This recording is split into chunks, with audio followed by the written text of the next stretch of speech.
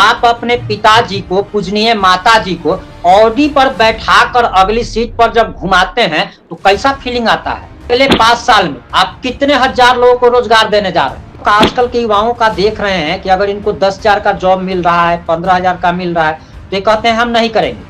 अगर आप बिहार में रहकर 25,000 कमा रहे हैं तो ये दिल्ली में रहकर 75,000 कमाने के बराबर है। प्रधानमंत्री जी से मिलने का आपका अनुभव कैसा रहा? प्रधानमंत्री जी द्वारा आपको आमंत्रित किया, अडानी अंबानी कोई स्विस बैंक लूटा है और वहां से धन लेकर के आ गया है और इनका कलेजा वैसे ही फटने लगता है। मतलब एक्सपेक्टेशन, अगर मेरे एक्सपेक्टेशन पे कोई खड़ा नहीं उतरा तो हम उसको विलन बना देते हैं, और अगर खड़ा उतर गया तो हम हीरो बुलाते हैं। ये नेचर है। इसको रहा पैसा था, ये हमको दिया नहीं, मदद नहीं किया। महाग वाहियात आदमी है, एक नंबर का फ्रॉड है, एक नंबर का बेवकूफ है। मेरी जिंदगी अगर मुझे बेहतर कुछ बड़ा बनाना है तो मेहनत मुझे ही करना होगा।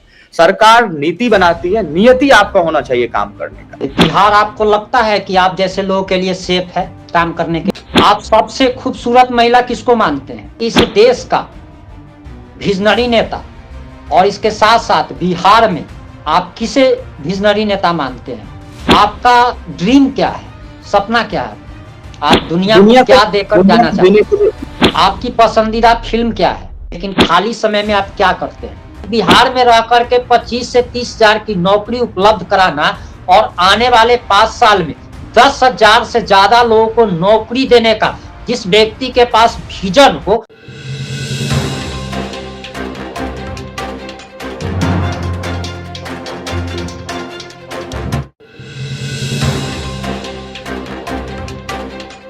जब नौकरी नहीं मिली तो सर्टिफिकेट को जला दिया, जब इंटरव्यू देने गए तो आईफोन का लोगो नहीं पहचान पाए, और पहले लोग दिल खुशबा कह करके बुलाते थे, लेकिन आज एक ऐसा समय ले आया गया है और जबरदस्ती लाया गया है अपने मेहनत के बलबूते, संसाधन ना होने के बावजूद, कि लोग दिलखुश बाबू कहते कहते थकते नहीं हैं। और जो लोग कहा करते थे कि ये लड़का जीवन में कुछ नहीं कर पाएगा, आज वो लोग शर्म के कारण सामने नहीं आ पाते हैं, अपना चेहरा नहीं दिखा पाते हैं। और आज हमारे साथ बिहार के वो लाल है जिन्होंने इतिहास रच दिया है और जिन्हें किंग ऑफ स्टार्टअप भी कहा जाता है। और हमारे साथ दिलकुश भैया जुड़ चुके हैं जिन्होंने ना सिर्फ शुरुआत की बल्कि इनके बारे में यह भी कहा जाता है कि ये व्यक्ति ऐसा व्यक्ति है जो कि कई बार गिरा है, लेकिन हर बार गिरने के बाद इतनी मजबूती के साथ खड़ा हुआ है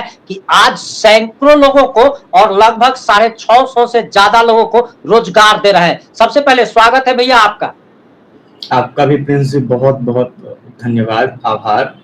आप अपने प्लेटफॉर्म पे हमको बुलाए और इस काबिल समझे, इसके लिए भी आपका बहुत बहुत आभार। भैया आपने अपना कीमती समय दिया, इसके लिए आपका सबसे पहले धन्यवाद। हम आपसे ये सवाल नहीं करेंगे कि आपने ये सब कैसे किया, क्योंकि ये तो आप बहुत सारे चैनलों पर बता चुके हैं। आप हमको ये जवाब दीजिए कि आज जब आप अपने पिताजी को, पूजनीय माताजी को ऑडी पर बैठाकर अगली सीट पर जब घुमाते हैं तो कैसा फीलिंग आता है? ये जाहिर सी बात है, मतलब जिस परिवार से हम उठ के आए हैं उस परिवार के लिए कार पे बैठना ही बहुत बड़ी बात है। तो और बाबूजी चूंकि हमेशा दूसरों का गाड़ी चलाए थे, तो उनको खुद के कार में बैठना उनके लिए ही बड़ी बात है।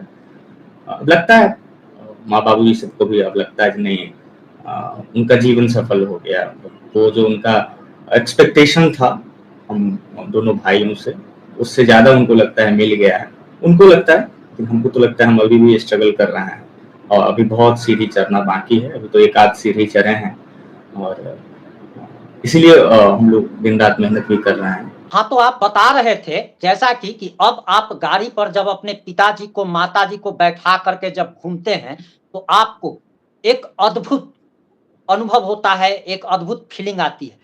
जरा एक चीज और बताइए कि अगर घर में अगर 3 बच्चे अगर हैं, जैसा कि आपने अभी बताया कि आप कई भाई हैं, तो जो बाल बच्चा ज्यादा कमाता है, माता पिता का विशेष कृपा उन पर रहता है, बाद बाकी को आवारा लफुआ बहुत कुछ कहा जाता है। आपके साथ भी ऐसा हुआ है क्या? क्योंकि ऐसा अक्सर लोगों के साथ होता है जो भी 2 भाई 3 भाई हैं। देखिए, हम तो 2 भाई हैं, हमसे एक छोटा जी। भाई है। जी, तो चूँकि हम लोगों के साथ ये नौबत इसलिए नहीं आई जो हम बहुत पहले से काम करना शुरू कर दिए थे, प्रयास कर रहे थे। फेल्योर भी कई बार हुए। तो जी, लेकिन जो हम कोशिश कर रहे थे ना, वो मेरे पिताजी को अच्छा लग रहा था। जो चलो कुछ तो ट्राई कर रहा है, कुछ तो कर रहा है। और जी, ऐसा बात नहीं है जो हर घर में ऐसा होता है लेकिन होता है, अपने सबके समाज में कई बार ऐसा होता है, पैसा को प्रायोरिटी दिया जाता है। होता है जो थोड़ा ज़्यादा कमा रहा है, उसका ज़्यादा अहमियत होता है, जो कम कमा रहा है। लेकिन ऐसा बात नहीं जो प्यार कम रहता है, प्यार सब बच्चों के लिए माता-पिता का बराबर ही रहता है। लेकिन जो एक्सपेक्टेशन माता-पिता का होता है और एक्सपेक्टेशन क्यों नहीं होगा?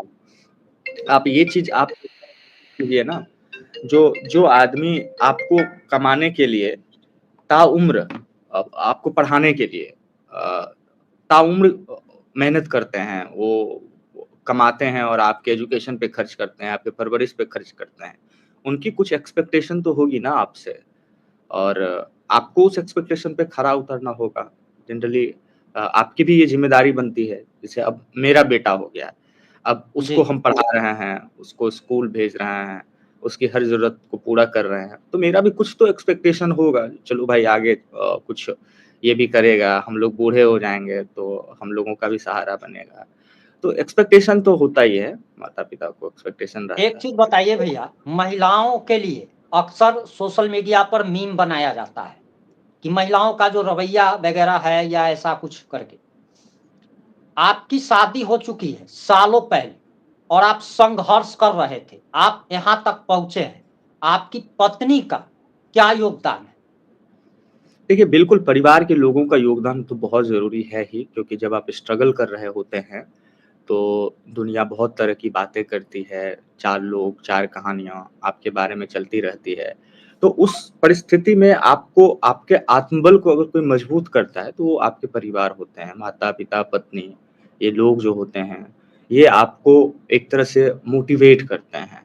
अब अगर जी, माता-पिता, पत्नी ये लोग प्रश्न उठाने लगे, तो फिर लोग और कमज़ोर हो जाता है। तो कई बार ऐसा सीन भी होता है, जो परिस्थिति के अनुकूल कभी-कभी माँ-पिताजी भी लोगों का विरोध करने लगते हैं, छोड़ दो ये सब बंद कर दो, नहीं हो पाएगा या बीवी भी कहने लगती है, जो नहीं हो पाएगा, छोड़ दीजिए, कुछ कीजिए। क्योंकि जब आप स्ट्रगल कर रहे होते हैं ना, तो वो तकलीफ़ वो लोग नहीं देख पाता है, नहीं वो लोग सहन कर पाता है। उनको लगता है मेरा बच्चा है, स्ट्रगल कर रहा है, इतना मेहनत कर रहा है, रिज़ल्ट नहीं मिल रहा है, बार-बार फेल्योर हो रहा है। लेकिन वही चीज़ है जो आपको इन सब चीज़ों से ऊपर उठना ही पड़ता है, कई बार इग्नोर भी करना पड़ता है बातों को। और मुझे लगता है ना महिलाएँ बहुत शक्तिशाली होती है, अंदर से उसका आत्मबल बहुत मजबूत होता है, जो महिलाएँ जी, होती है। तो ख़ास करके मेरी बीवी का भी आत्मबल मजबूत था, मेरी माँ का भी आत्मबल उतना ही मजबूत था।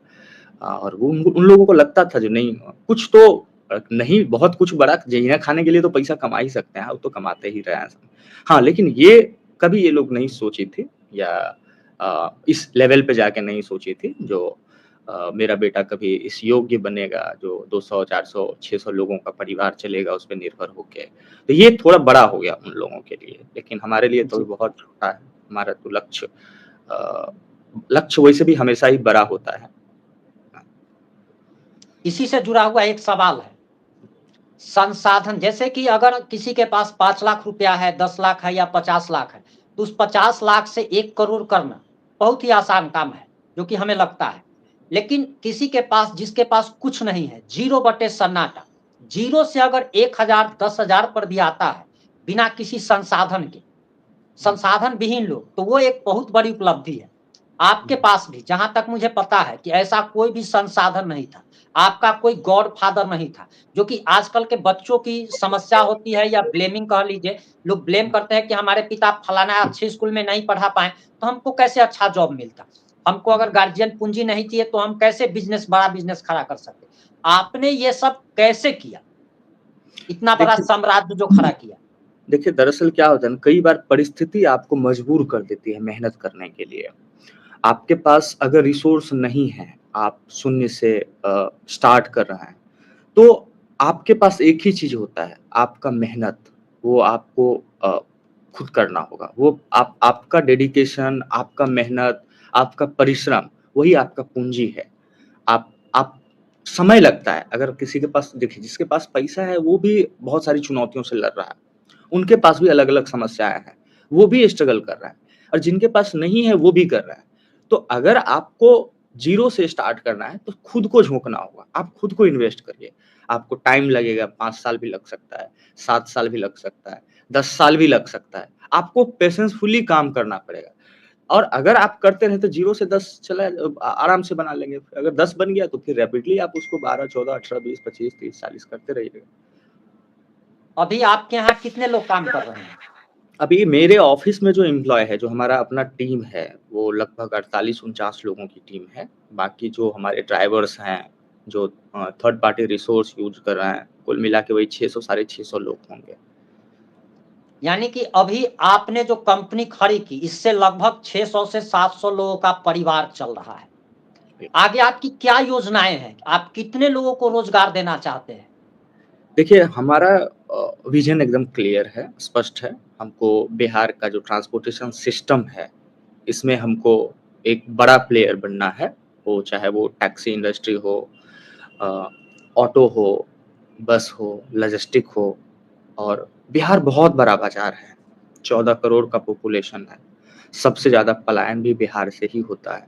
तो मुझे लगता है बिहार में बहुत अपॉर्च्युनिटी है, बहुत संभावनाएँ हैं।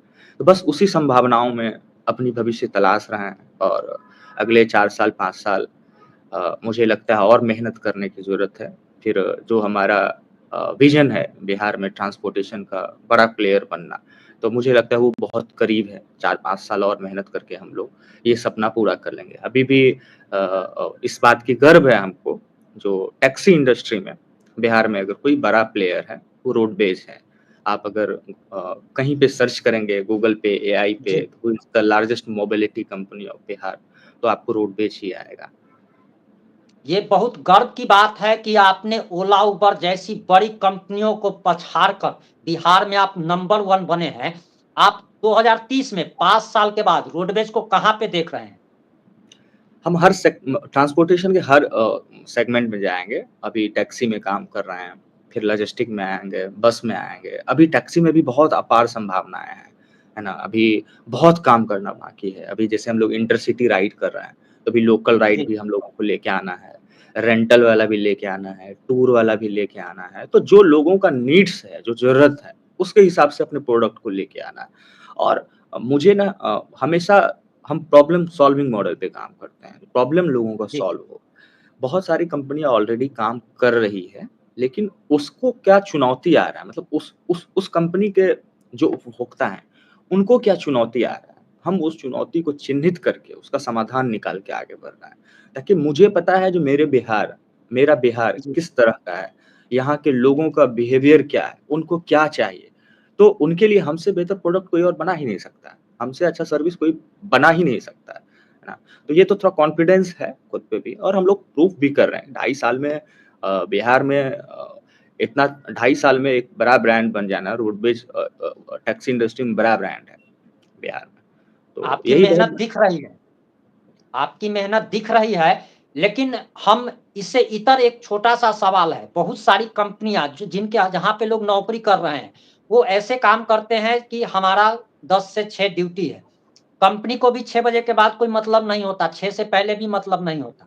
लेकिन ना सिर्फ़ आप 600-700 लोगों को रोज़गार दे रहे हैं, बल्कि उनकी सुख-सुविधाओं, परेशानियों, समस्याओं का भी आप भरसक ख़्याल रख रहे हैं। हमने देखा था कुछ दिनों पहले कि आपने ड्राइवरों को रहने के लिए कि ड्राइवर कहा जाता है जैसे कि कोई नीचा गिरा हुआ व्यक्ति हो, इस नज़रिए से देखा जाता है आज भी ड्राइवरों को।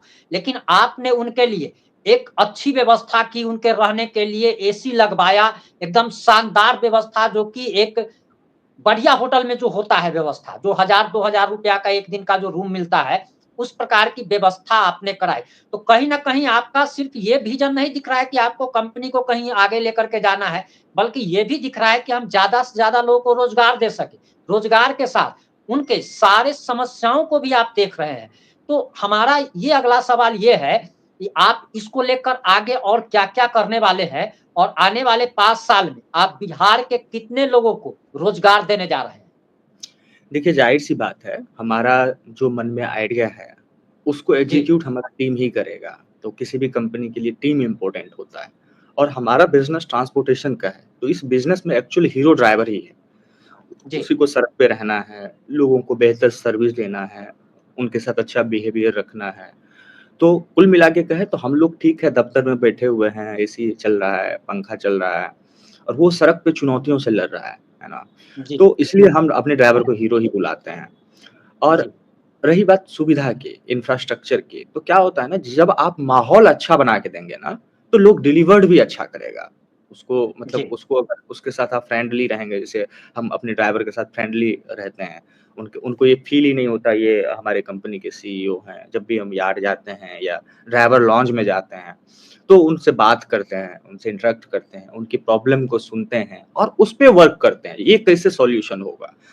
अभी पटना में हम लोग अच्छा लॉन्ज बनाए हैं ड्राइवर के लिए, एयर कंडीशन लॉन्ज है, मुजफ्फरपुर में बनाए हैं, दरभंगा में बन रहा है। ऐसे करके हमारा है जो अगले 5 साल में बिहार के हर शहर में हम ड्राइवर लॉन्च बना दें, ताकि जो जी एक ड्राइवर हमारा इंटरसिटी ट्रैवल करता है, उनको हर शहर में एक अच्छा रहने का माहौल मिले, वहाँ उनको मेस में खाना मिले, उनका साफ-सुथरा बेड मिले और हर आदमी थोड़ा-सा सुविधा जब देंगे ना आप, तो वो आपके लिए बेस्ट करेगा। और एक बड़ी भी बात है ना इसमें जो बिहार में जो पहले ड्राइवर होता था उसका जी मतलब एक तो आप बोले उसका इज़्ज़त नहीं होता है, हकीकत है इज़्ज़त नहीं होता है।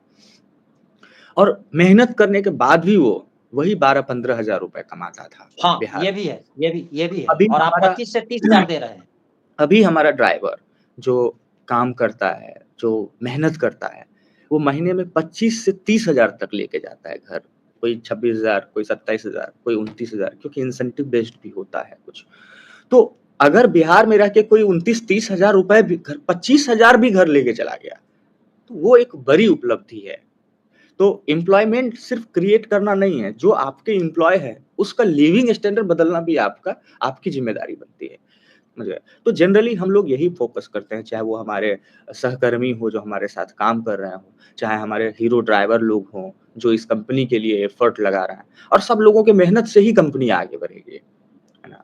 तो हम तो इसका काफ़ी ख़्याल रखते हैं, चूँकि हम उठ के आए हैं बहुत शून्य से, तो मुझे पता है राह में कितनी काँटें होती है, तो हम नहीं चाहते हैं जो उस काँटों पे जिस काँटों पे हम चल के बाहर आए हैं, उस काँटों पे जो जहाँ तक हम उसको दिखा सकते हैं भाई ये काँटा है इस रास्ते में थोड़ा तुम बदल लो। तो कोशिश यही करते हैं जो तकलीफ हम झेले हैं, वो लोग ना झेलें, उसको स्किप करके आगे बढ़ें। लोग पता नहीं क्या इस बात पे रिएक्ट करेंगे, लेकिन सिर्फ़ और सिर्फ़ हम यही कहना चाहते हैं और ताल ठोक के कहना चाहते हैं कि जिस प्रकार से टाटा एक ब्रांड बना और जिस प्रकार से टाटा अपने कर्मचारियों के सारे हितों का ख़्याल रखी, जिस वजह से टाटा बन पाया, ठीक वैसी ही सोच आपकी है और आने वाले समय में आपकी कंपनी भी टाटा जैसी पॉपुलर और हर एक अभी तो सिर्फ बिहार में है, लेकिन आने वाले समय में जो आपका विज़न है, उसे देखकर लग रहा है कि आपकी कंपनी टाटा से बड़ी कंपनी एक न एक दिन ज़रूर बताते जाइए। अगले 5 साल में आप कितने हज़ार लोगों को रोज़गार देने जा रहे हैं? एक आंकड़ा। देखिए, सबसे पहले तो टाटा रतन टाटा ही मेरे प्रेरणा स्रोत थे, हैं और जी, रहेंगे। वो उनका तो अब निधन हो गया और बहुत पीड़ा हुआ था सुन के, क्योंकि उनका एक कोट था जो मेरे दिल पे लगा था कभी। उनका एक कोट जी। था, मैं सही निर्णय लेने पे यकीन नहीं करता हूँ, मैं निर्णय लेता हूँ और उसे सही साबित करने के लिए एड़ी चोटी का ज़ोर लगा देता हूँ।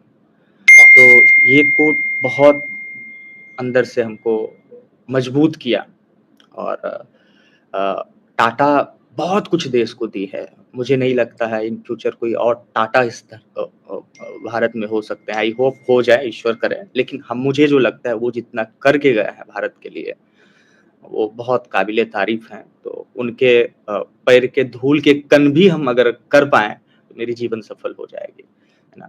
दूसरा एकदम चीज़ है होगा। मेरा विज़न है, जी, जो बिहार के जो यूज़र हैं, उपभोक्ता हैं, टैक्सी, बस, लॉजिस्टिक जो यूज़ करते हैं, उनको बेहतर सुविधा मिले, उनको अफ़ोर्डेबल सर्विस मिले और हमारे जो कर्मचारी हों, ड्राइवर हो, सहकर्मी हो, इन लोगों को ये फ़ील ना हो जो हम बिहार में रह के किसी एमएनसी में जॉब नहीं कर रहे हैं। उनको सारी सुविधाएँ यहाँ मिले और मुझे लगता है अगले 5 साल में 8 से 10,000 एम्प्लॉयमेंट हम क्रिएट करेंगे। हमारा एकदम लक्ष्य यही है। वाह! अगर 8-10,000 लोगों की कर लिए एम्प्लॉयमेंट क्रिएट, तो मेरी भी जीवन सफल हो जाएगी, क्योंकि 10,000 लोगों का परिवार अगर आप चलाने में सक्षम हो गए, तो ईश्वर आपका परिवार स्वतः चलाने लगेंगे, है ना? और वो बहुत अच्छी फिर से सोच है आपकी। बाल-बच्चे करेंगे। तो जनरली अपने लिए ये नहीं कहेंगे हम, जो मैं खुद के लिए नहीं कर रहा हूँ। मेरी भी जिद है, मेरी भी पागलपंती है। मुझे भी बड़ा बनने का शौक है। मेरे अंदर भी है जो नहीं, मैं कुछ बड़ा बनाऊँ, लोग मुझे जानें, हू इज़ दिलखुश कुमार। हालाँकि अभी भी लोग who is Dilkhush Kumar search करता है तो उनको रिज़ल्ट दिख जाता है। लेकिन मैं चाहता हूँ कि मैं कुछ बड़ा बनाऊँ, मैं अपने अगले जनरेशन को कुछ दे के जाऊँ, और युवा को, जो बिहार के यूथ हैं, जो सक्सेस का मतलब जिनको सिखाया जाता है सरकारी नौकरी, उनके मन में थोड़ा-सा एक चीज़ निकले और उनको लगे नहीं, सक्सेस का मतलब बहुत कुछ हो सकता है। सक्सेस का मतलब आप अगर अच्छा किसानी कर रहे हैं, फार्मिंग कर रहे हैं ना, और उससे आप पैसा बना रहे हैं, वो भी सक्सेस है। लेकिन हम लोग उसको वैल्यू नहीं करते हैं। बहुत सारे ऐसे किसान हैं, अच्छा पैसा बनाते हैं किसानी करके। हर चीज़ का तरीका है। कोई अगर प्राइवेट जॉब कर रहा है, सपोज़ दैट कोई सॉफ्टवेयर इंजीनियर है, वो 1.5 लाख रुपए महीने कमा रहा है, 2 लाख रुपए महीने कमा रहा है, किसी का पैकेज 7 लाख रुपए महीने का, 8 लाख रुपए महीने का है, बहुत बड़ा-बड़ा पैकेज है। तो वो अपने फील्ड में जी। अपने काबिलियत के दम से आगे बढ़ रहा है, वो भी सक्सेस है। कोई बिज़नेस बना रहा है, वो कोई चाहे वो किराना दुकान अच्छा चला रहा है, वो भी अपनी लाइफ़ में सक्सेस है। तो सक्सेस का मतलब परिभाषा जो सरकारी नौकरी है ना, वो नहीं होना चाहिए। हम चाहते हैं सक्सेस का परिभाषा हो, जो आदमी अपने घर में अपने परिवार को 2 वक़्त की रोटी हँसी-खुशी से खिला रहा है, घुमा रहा है, फिरा रहा है, ₹2 बैंक में बैलेंस रखा हुआ है। सक्सेस का मतलब ये भी होता है। मतलब आप अगर इसी से इस आशा अगर भैया आप 1 इस सेकंड। जी, जी, हुँ। बोलिए, बोलिए, बोलिए, बोलिए। आप अगर इस एक्सपेक्टेशन के साथ अपना युवा अवस्था बर्बाद कर देते हैं, तो मुझे नौकरी ही लेना है, तो समझिए आपका जो एनर्जी वाला टाइम है, पीरियड है, जिसमें आप एफर्ट लगा सकते हैं, वो टाइम आप लैप्स कर रहे हैं। उसके बाद एनर्जी खत्म हो जाता है। इसी से जुड़ा हुआ हमारा सवाल है और मैं यही सवाल करने वाला था कि आपने इससे जुड़ा हुआ जवाब दिया थोड़ा-सा। आप थोड़ा-सा ये बताइए कि युवाओं का, आजकल के युवाओं का देख रहे हैं कि अगर इनको 10,000 का जॉब मिल रहा है, 15,000 का मिल रहा है, तो ये कहते हैं हम नहीं करेंगे। दूसरा चीज़ कि अगर कहीं पे कोई वैकेंसी अगर निकलती है, तो युवा का कॉल अगर आप ही के पास आता होगा, तो सबसे पहला सवाल ये होता है कि सैलरी क्या दे रहे हैं? काम के बारे में लोग नहीं पूछ रहा है कि आप क्या कर रहे हैं? लोगों को ये नहीं दिख रहा है कि अगर आप बिहार में रहकर 25,000 कमा रहे हैं, तो ये दिल्ली में रहकर 75,000 कमाने के बराबर है। लोग को ये नहीं दिखता है। युवा चाहते हैं, इनके पास धैर्य की कमी है, ये चाहते हैं कि एक बार में हमको 50,000 का जॉब मिल जाए और इस कारण ये अपनी पूरी की पूरी जवानी बर्बाद कर रहे हैं। बुढ़ापा तो खैर होगा ही इनका। इस पे आप युवाओं को क्या कहना चाहेंगे? जो देखिए, हमारे खासकर बिहार के युवा। जी, मुझे लगता है ना, जो पहली नौकरी जो होती है ना, वो लर्निंग के जी, लिए होती है। वो आपको सिखाती है जो जीवन में कैसे ग्रोथ करना है, कैसे काम करना है, कैसे वैल्यू क्रिएट करना है। क्योंकि हर कंपनी, जो चाहे बड़ी कंपनी हो, छोटी कंपनी हो, वो काबिलियत ढूँढता है अपने कर्मचारी में, अपने सहयोगी में, जी, है ना?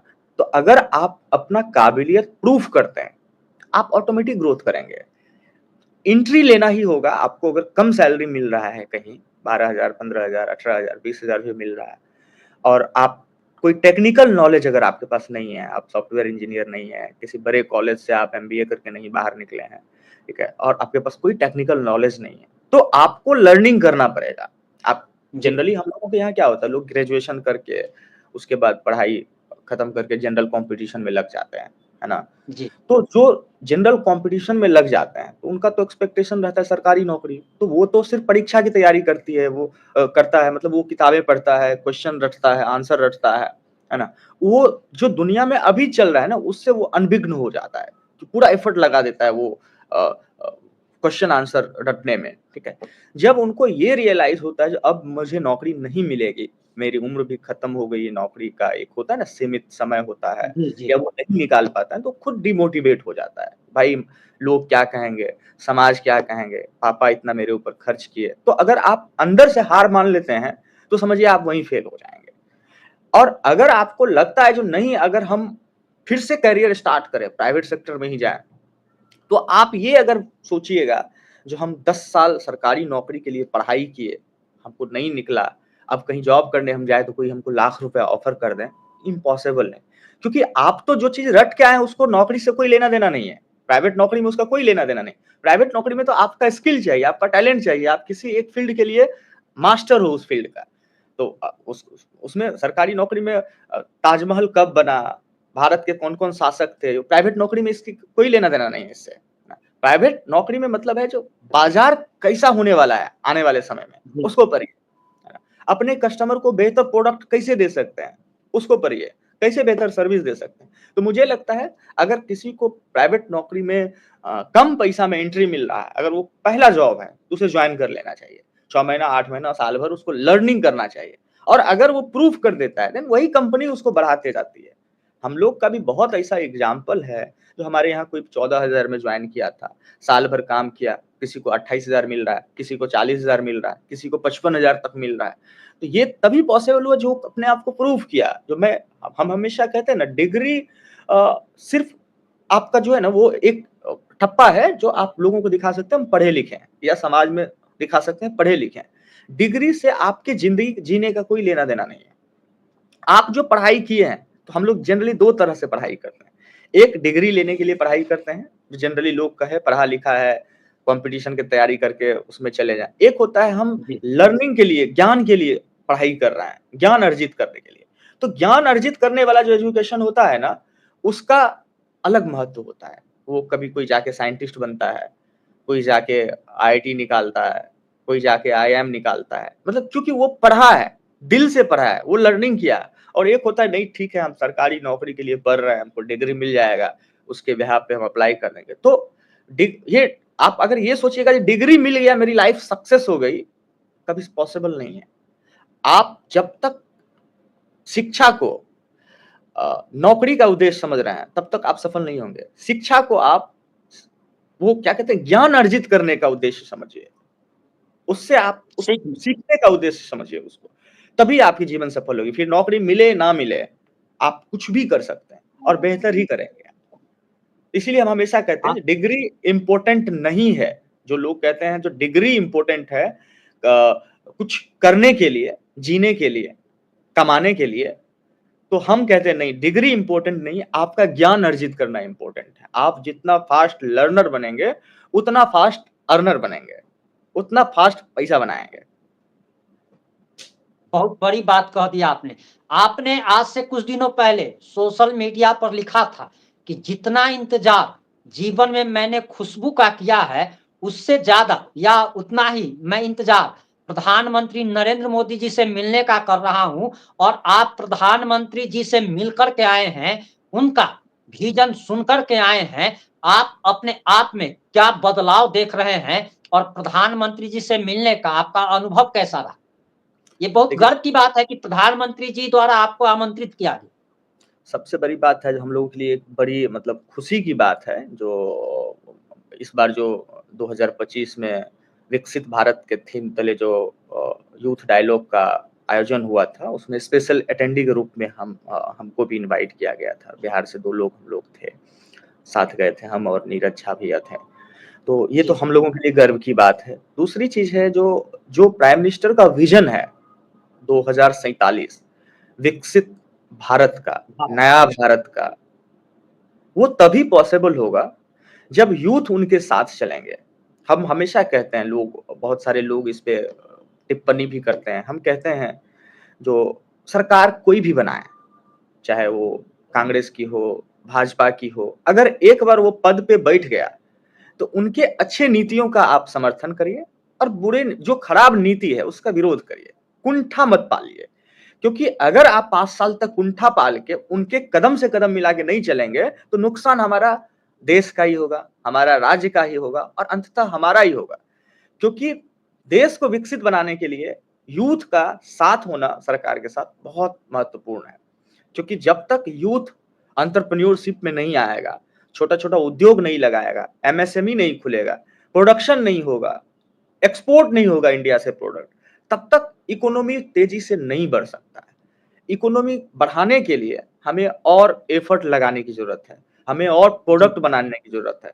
हमको एक्सपोर्ट करना है, हमको हमारा प्रोडक्ट दुनिया तक पहुंचाना है, तभी आप रैपिडली स्केल करेंगे, तभी आप रैपिडली आपका ग्रोथ होगा कंट्री का। आप मोदी जी का जो सपना है 30 ट्रिलियन इकोनॉमी का, ये 30 ट्रिलियन इकोनॉमी सरकार कहीं खजाना से थोड़ी लाके भर देंगे।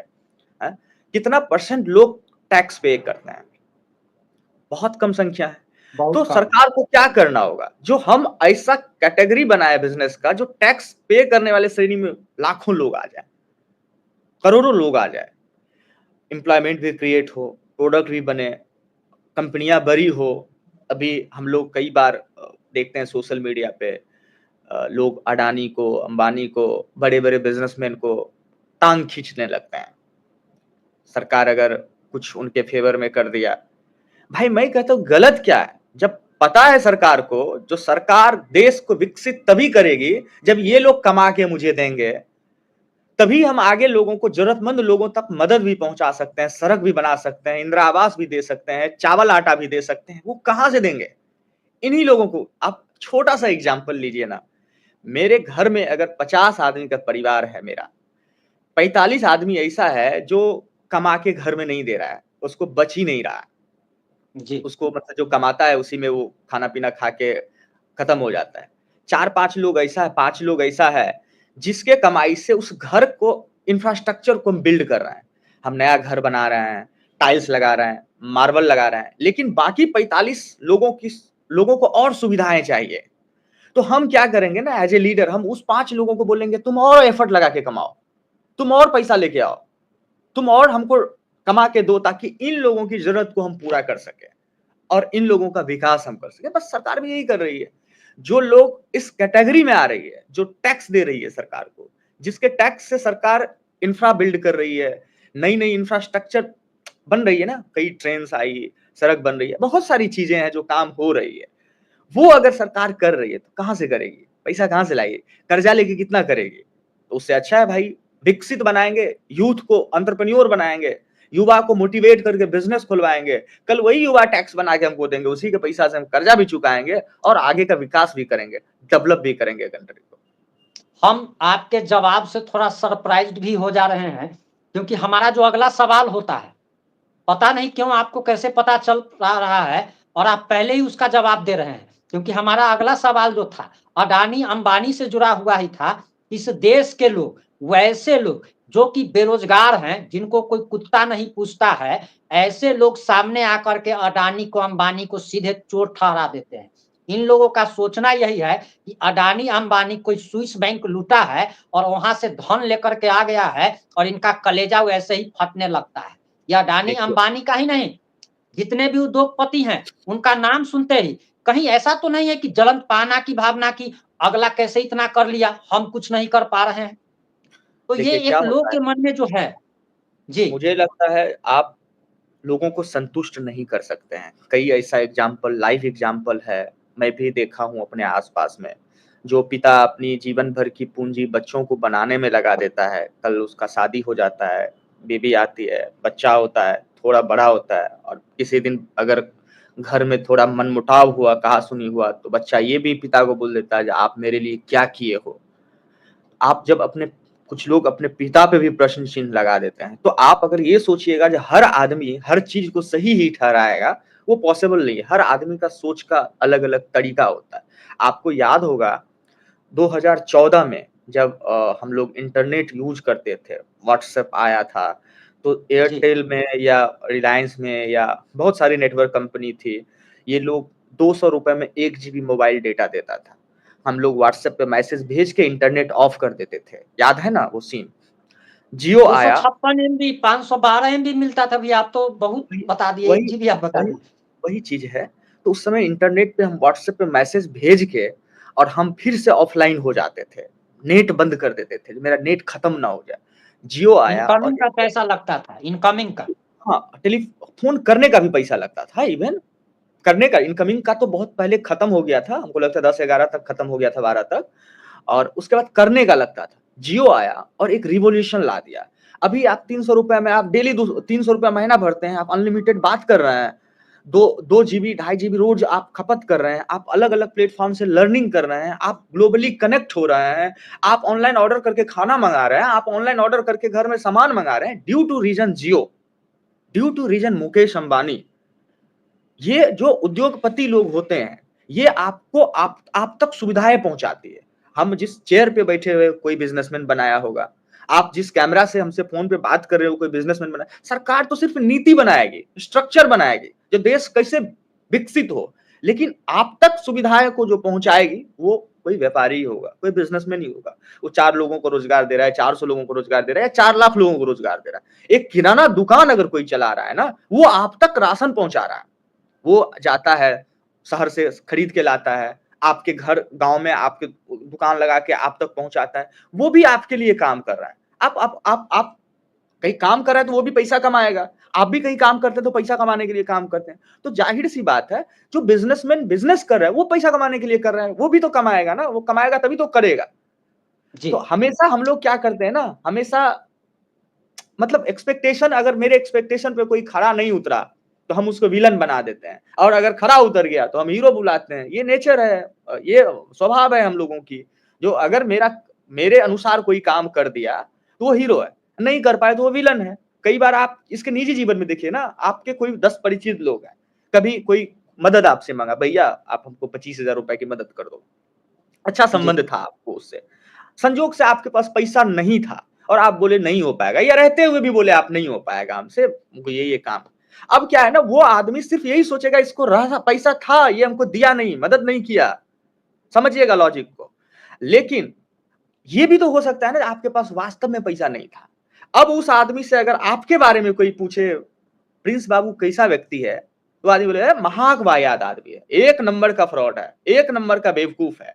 मतलब फिर उसका थिंकिंग लेवल आपके प्रति एकदम बदल जाता है, क्योंकि आप उसकी मदद नहीं की।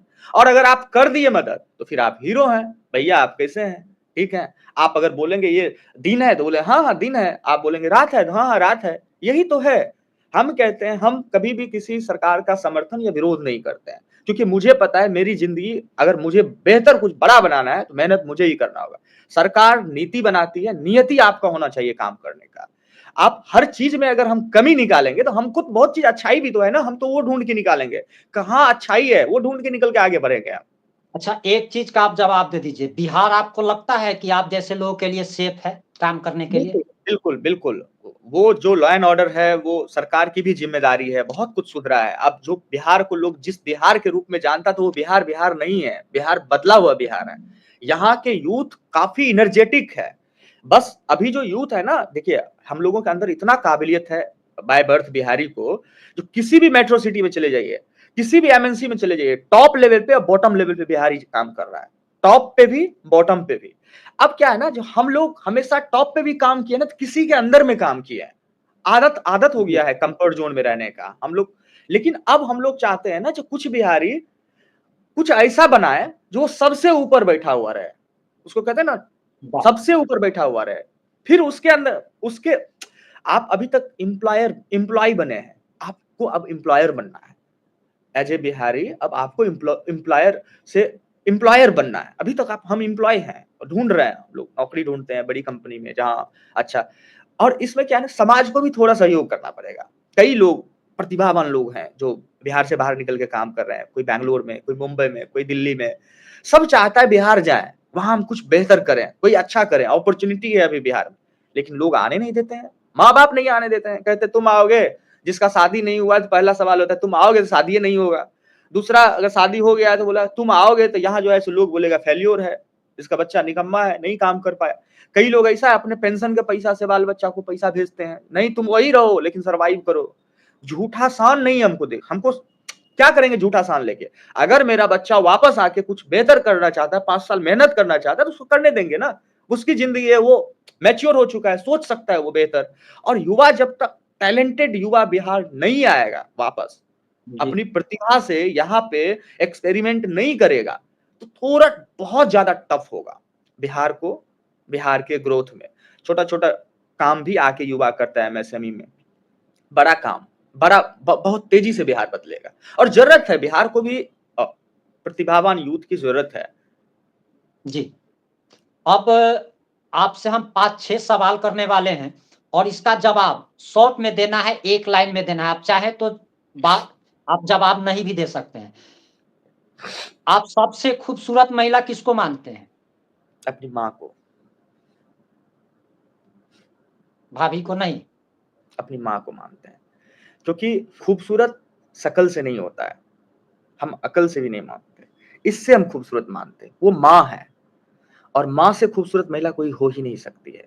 अब हम ऐसा बेटा नहीं है जो बीबी आ गई, 2-4 साल 5 साल हो गया, उसके बाद परिवार के साथ बीबी बोली थोड़ा कान में आके कुछ और हम नाता रिश्ता तोड़ लें और सेपरेट हो जाए, नहीं। वो माँ है मेरी, मेरे लिए वो लड़ी है, मेरे लिए वो स्ट्रगल की है, मेरे लिए वो खाना पकाई है, मेरे लिए लोगों से झगड़ा की है, मेरे लिए बाप से लड़ी है, वो माँ है। और वो हमको पाल-पोस आपकी के बड़ा सोच को की है। सलाम। वो हमको पाल-पोस के बड़ा की है और बीबी आ जाने के बाद हम बीबी को बोलने लगे, वो सबसे खूबसूरत महिला है। वो सबसे इस खूबसूरत देश दोस्त। जी, हमारा दूसरा सवाल है कि इस देश का विज़नरी नेता और इसके साथ-साथ बिहार में आप किसे विज़नरी नेता मानते हैं? दोनों में देखिए हर एक-एक नाम बता देना है। आप अ, रिफ्यूज़ भी कर सकते हैं। नहीं ये स्किप करेंगे इसको हम, क्योंकि विज़न हर लीडर के पास होता है। लीडर बनना ही एक बड़ी बात होती है। जब तक विज़न नहीं था तब तक वो लीडर बना कैसे? तो विज़न हर आदमी का है, थोड़ा बहुत सोचने का तरीका अलग-अलग बिहार हो और सकता देश दोनों में आप ये है। कर दोनों रहे हैं, जगह स्किप कर रहे हाँ, हैं। दोनों जगह। आपका ड्रीम क्या है? सपना क्या है आपका? मेरा सपना यही है जो हम जब मरे तो मेरे मरने के बाद मेरे घर और परिवार के लोग आने वाले 5-7 जनरेशन हम पे प्राउड फील करें। नहीं तो लोग 2 जनरेशन बाद ही भूल जाता है। हमको परदादा का नाम जो है सो बार-बार याद करना पड़ता है। अगला इसी से जुड़ा हुआ सवाल है। आप दुनिया को क्या देकर जाना चाहते हैं? आप दुनिया को दुनिया को क्या देकर दुनिया जाना को देने चाहते हैं? के लिए बहुत सारे लोग हैं। हर आदमी कुछ न कुछ कंट्रीब्यूट करके जाता है। इसमें मेरी भी बहुत जी, जो छोटी-सी भागीदारी होगी वो हम करके जाएँगे। आपकी पसंदीदा फ़िल्म क्या है? हमारा सबसे पसंदीदा फ़िल्म था तिरंगा। वो बहुत पहले कई बार देखे उस फ़िल्म को, हर मतलब 26 जनवरी बस को आता है। हाँ, बस हमारा सबसे फ़ेवरेट फ़िल्म वही था। उनका वो अ, मतलब वो अलग लेवल का वो अंदर से एनर्जी देता है। आप तो काफ़ी व्यस्त रहते हैं, आपके पास समय नहीं मिलता होगा, लेकिन खाली समय में आप क्या करते हैं? खाली समय में अब सोशल मेरे पास मीडिया पे जो भी सवाल ये है जो सोशल मीडिया पे क्या देखते हैं आप?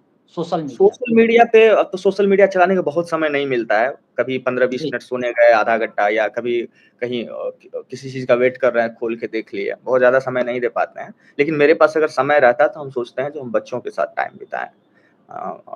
बेटी के साथ थोड़ा खेलें, वो थोड़ा-सा वो हमको और एनर्जी देती है। जी। आपने अपना कीमती समय दिया भैया, इसके लिए आपका बहुत-बहुत धन्यवाद और हम आपसे गुज़ारिश करेंगे कि हम आपका और समय लेना चाहते हैं और हम चाहते हैं कि अगली बार आप हमें कम से कम 1 घंटे का समय दें क्योंकि अभी जो 40 मिनट जो हुआ है, ये लगता है कि अभी तक आपसे ना हमने कुछ जाना और ना ही दुनिया जान पाई। अभी बहुत कुछ जानने को आपके अंदर बहुत कुछ निकालना अभी बाकी है और हम चाहेंगे कि आप अगली बार समय दीजिए और दर्शकों से कहना चाहेंगे कि आपको बिहार के इस बेटे पर गर्व होना चाहिए, जो कि सहरसा के एक छोटे से गाँव से निकलकर आज 600 से ज़्यादा परिवारों का इनकी वजह से 600 परिवार आज बिहार में ही रहकर चल पा रहे हैं। बिहार से बाहर जाकर के भी लोग नौकरी कर रहे हैं। लेकिन बिहार में रह करके 25 से 30,000 की नौकरी उपलब्ध कराना और आने वाले 5 साल में 10,000 से ज़्यादा लोगों को नौकरी देने का जिस व्यक्ति के पास विज़न हो, उस व्यक्ति को आप लोग इतना सम्मान दीजिए कि आने वाले जो लोग इस क्षेत्र में आना चाहते हैं, जो नया करना चाहते हैं, वो भी प्रोत्साहित हो सके और आप सबकी दुआ और आशीर्वाद भैया के साथ जुड़ी रहे। भैया आप कुछ जाते-जाते कहना चाहेंगे?